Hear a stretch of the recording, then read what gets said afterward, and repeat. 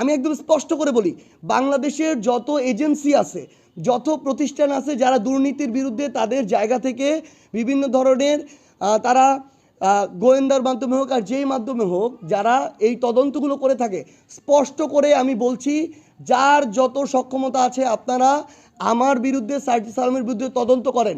সেখানে যদি আপনারা কোনো প্রকার এই 1 থেকে 1.5 বছরে বিন্দুমাত্র দুর্নীতির অভিযোগ আনতে পারেন, যা আইনগত ব্যবস্থা নেওয়া হবে আমি তাই মেনে নিব, আমার বিন্দুমাত্র কোনো সমস্যা নেই।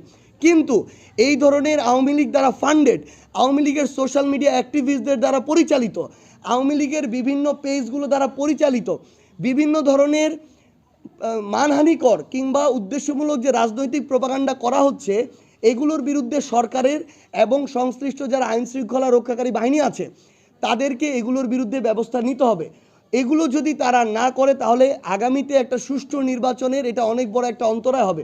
কারণ একটা মানুষের যে প্রার্থিতা কিংবা একটা মানুষের যে ইমেজ, একটা সোশ্যাল মিডিয়া এই ধরনের একটা অপতথ্যের মাধ্যমে এই ইমেজটাকে অনেকটাই ক্ষতিগ্রস্ত করা যায়।